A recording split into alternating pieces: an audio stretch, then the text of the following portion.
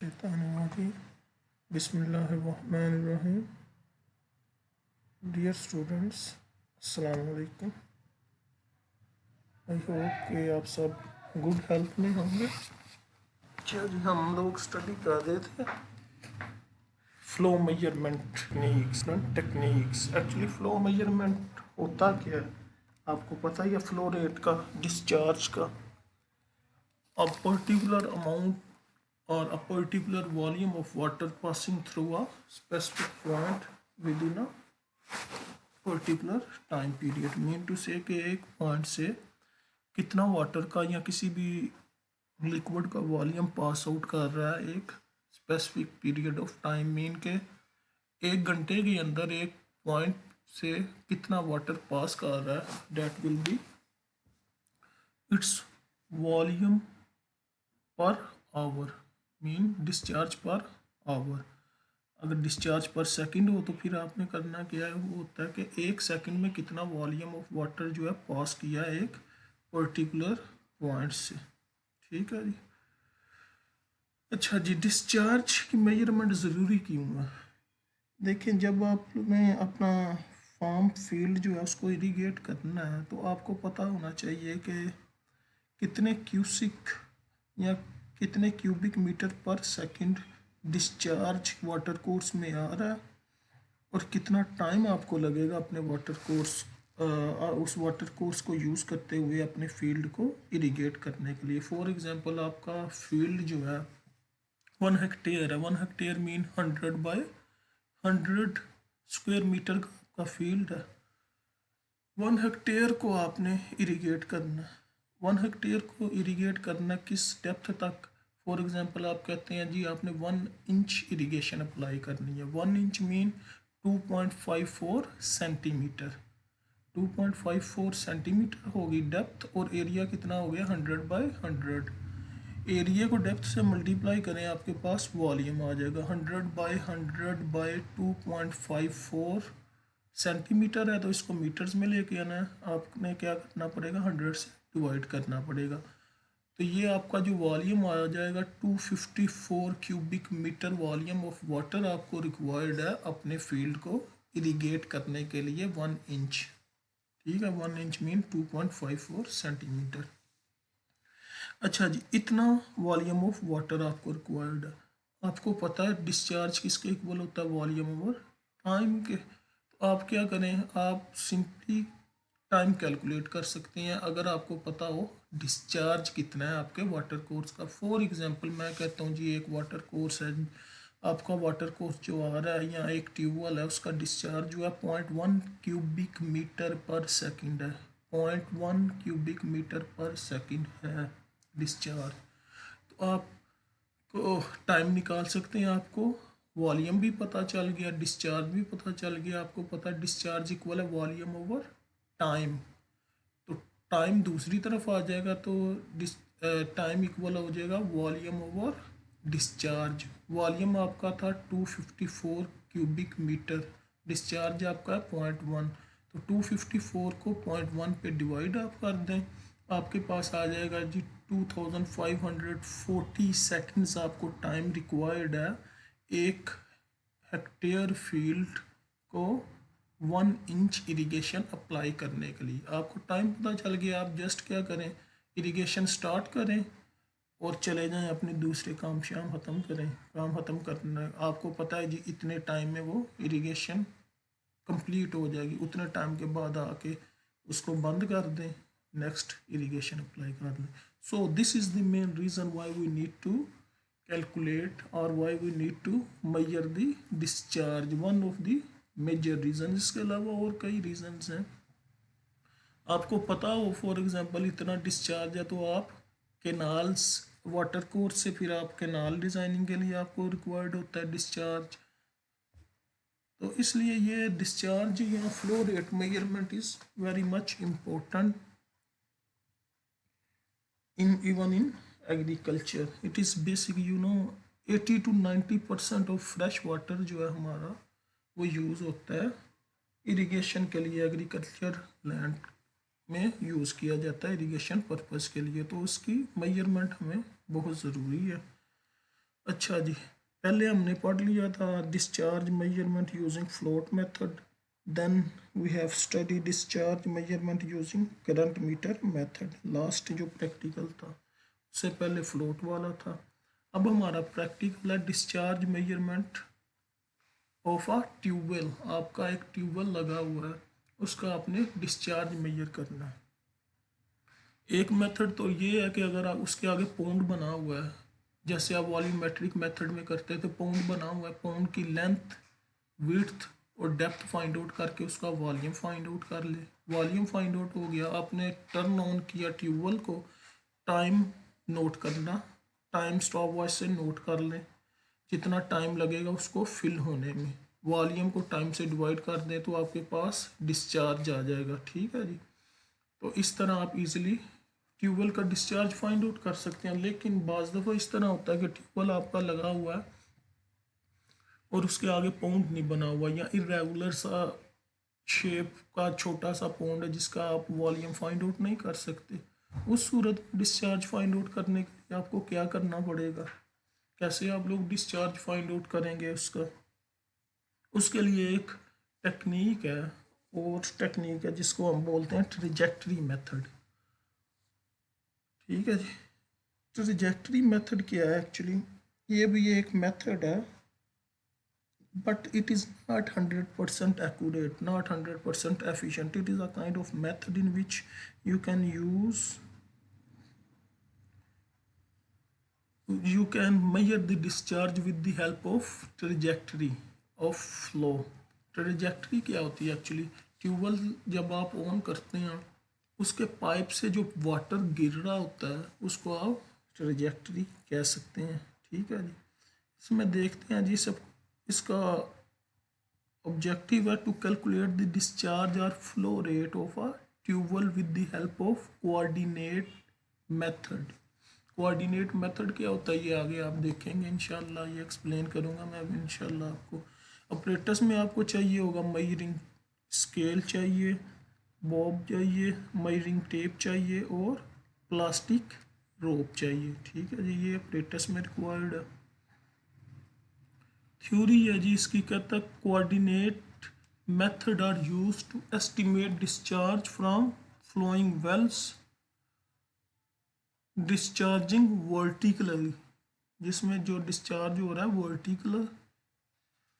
Vertical discharge है, और small pumping plants discharging horizontally. ठीक है जी।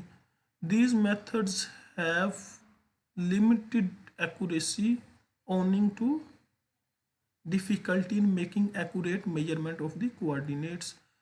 They are used only where facilities are limited. जैसे कि मैं कह रहा था, अगर आपका पाउंड नहीं बना हुआ तो डिस्चार्ज आपने मेजर करना है किसी भी ट्यूबवेल का, तो आपको ये मेथड अडॉप्ट करना पड़ेगा। और इसका वो कहता है 100% एक्यूरेट नहीं है। ये होता क्या है एक्चुअली, ये देखें जी, ये ट्यूबवेल आपका, आपने ऑन किया, ऑन करने के बाद आपने क्या किया, यहाँ पे एक आपने स्केल लगा दिया। ठीक है जी।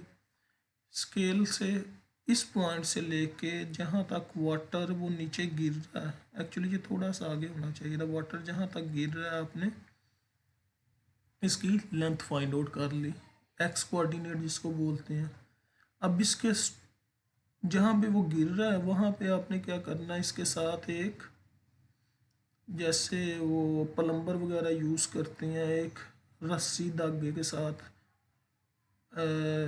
धागा लेके उसके साथ चाहे आप कोई छोटी मोटी कोई चीज़ बांध लें, या आप वो जैसे बॉब यूज़ करते हैं, ये जो हमारे हैं मशीनरी वगैरह में, यानी कि मिस्त्री वगैरह यूज़ करते हैं, आपने यहाँ से उसको हैंग कर देना।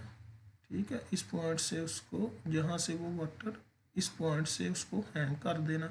जैसे ही वो ज़मीन पर टच करेगा उतनी उसकी हाइट मेजर कर लें।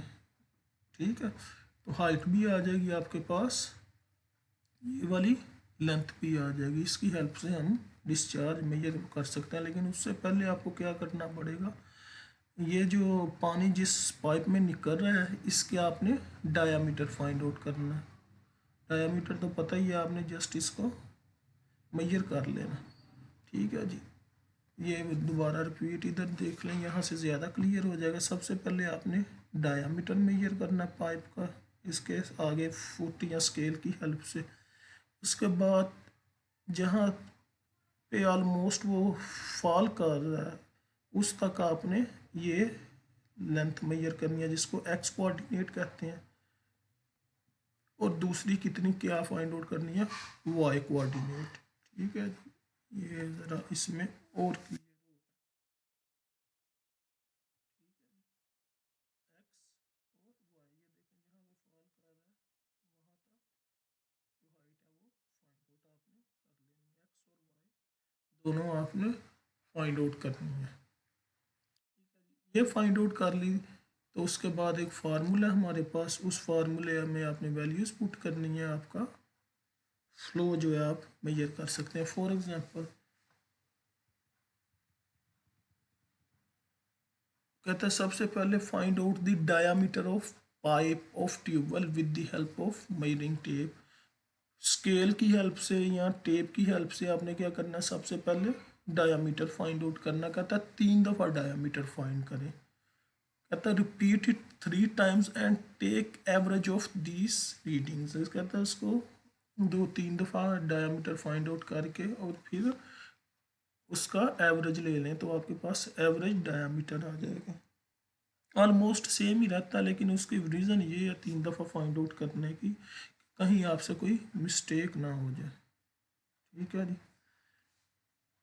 Gate the value of radius by dividing this value into 2 parts. आपको पता ही है रेडियस क्या होता है, डायामीटर को 2 से डिवाइड कर दें तो वो आपका रेडियस आ जाता है। ठीक है ना, तो रेडियस फाइंड आउट कर लें। उसके बाद कहता है put the value of this radius in following formula to find out the cross sectional area of pipe outlet और tubewell. Cross sectional area find out करने के लिए राउंड बॉडी का आपको पता ही है डेफिनेटली कि एरिया होता है पाई आर स्क्वायर, और अगर आप रेडियस यूज़ करें तो पाई आर स्क्वायर होगा। अगर रेडियस की जगह डायामीटर आपने यूज़ करना है तो वो हो जाएगा पाई डी स्क्वायर ओवर 4। ठीक है जी। एरिया आपने फाइंड आउट कर लिया, क्रॉस सेक्शनल एरिया उस ट्यूब का, उस पाइप का जिससे वाटर फ्लो हो रहा है। ठीक है, इस फार्मूले की हेल्प से। कहते हैं now wait for a while to make the flow of tubewell regular. यानी कि आपने ट्यूबवेल ऑन किया, 1-2 मिनट वेट करें।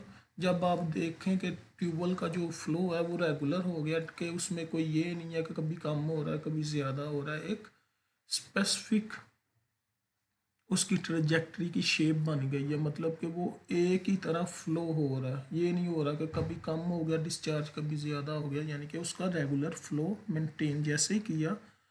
आपने क्या करना, एक पॉइंट मार्क कर लेना टॉप उसके एज पे, ट्यूबवेल के एज पे, जैसे कि ये, जैसे कि यहाँ पे आपने पॉइंट मार्क कर लिया। ठीक है, उसके सामने आपने ये चीज़ फाइंड आउट कर लेनी है। यहाँ जैसे यहाँ पे उसकी टॉप पे आपने पॉइंट मार्क करके उसकी, जैसे कि ये इसने किया हुआ है, यहाँ पे मार्क करके उसकी जहाँ पे फॉल कर रहे हो वहाँ तक उसको मेजर कर लिया। ठीक है, कहता है identify the point eight which water touch the ground with the help of measuring scale find out the x coordinate of jet। x coordinate जैसे मैंने अभी अभी बताया आपने फाइंड आउट कर लेने। और सेकंड उससे पहले क्या करना है, आपने पॉइंट फाइंड आउट करना है जहाँ पे वाटर जो है टच कर रहा है ग्राउंड को। ज़ाहिर बात है सॉफ्ट वाटर है तो आपको इजीली नज़र आ जाएगा कहाँ पे टच कर रहा है। जहाँ पे टच कर रहा है उस पॉइंट तक आपने x की लेंथ फाइंड आउट करनी है। उसके बाद कहता है the bob at the end of rope tie the bob, जो यानी कि वो जो बोब है छोटी सी, जैसे वो मिस्त्री यूज़ करते हैं, आपने उसको क्या करना है एंड पे, उस स्केल के एंड पे बांध देना। बांध के देखना है कि कहाँ पे जाके वो ज़मीन को टच करने लग गया। जहाँ ज़मीन को टच करने लग गया वहाँ से लेके टॉप हाइट तक आपने उसकी हाइट फाइंड आउट कर लेनी है। When the bob touch the ground measure the length of rope which will be the Y coordinate. ठीक है, ये इस तरह एक्स और वाई कोऑर्डिनेट आपके पास दोनों आ जाएंगे। एक्स कोऑर्डिनेट भी आ गया, वाई भी आ गया, आपके पास डायामीटर भी आ गया। Now repeat the above procedure 3 times. Error को रिमूव करने के लिए आपको 3 दफ़ा एक्स कोऑर्डिनेट फाइंड आउट करें, 3 दफ़ा वाई करें।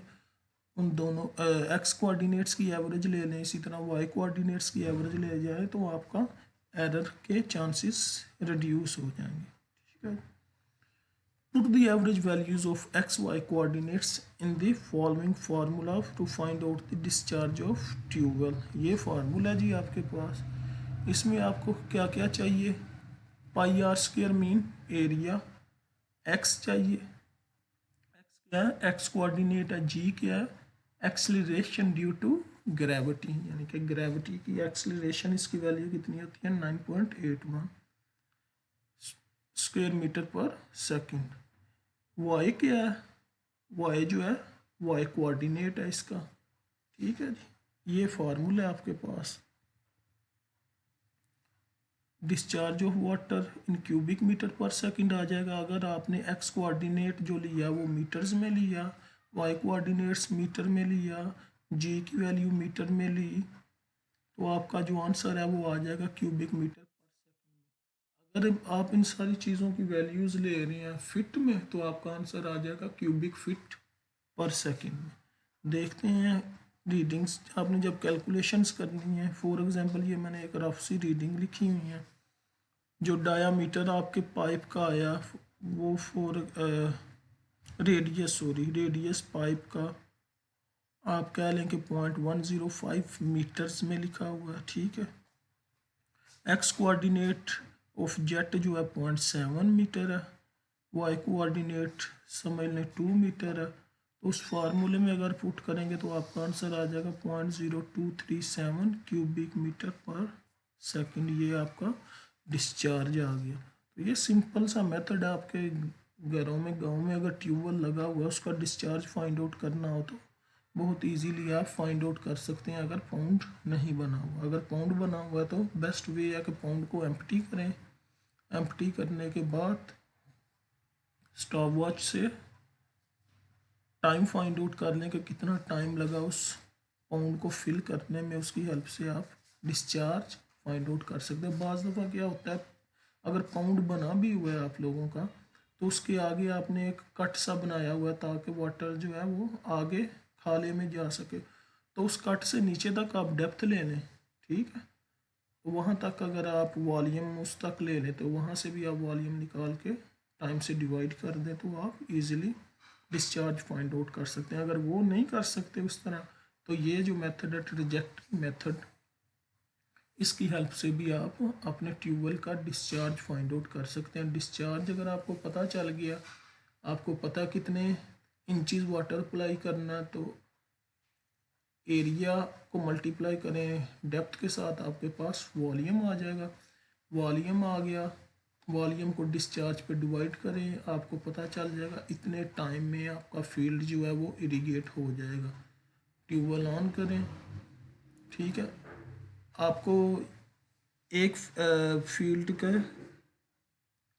कितने टाइम के लिए ट्यूबवेल ऑन करना पड़ेगा, आपको टाइम निकालिए। अब या आपको ये भी पता होता है यूजुअली कि आपका ट्यूबवेल जो है वो कितना ऑयल कंज्यूम कर रहा है, डीजल कंज्यूम कर रहा है to run a specific period of time.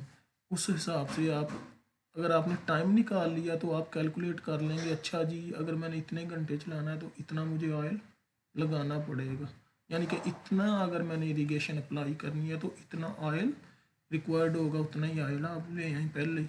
तो ये it is very good technique to measure the discharge, and that can lead how much time required to fill a particular fuel। ठीक है, इसके relevant अगर कोई क्वेश्चन हुआ तो आप अपने क्लास टाइमिंग में, जो कि आपकी मंडे को क्लास है 4:50 PM पे, उस पर मेरे से पूछते हैं अगर किसी चीज़ की समझ नहीं आई। ओके जी, अल्लाह हाफिज़।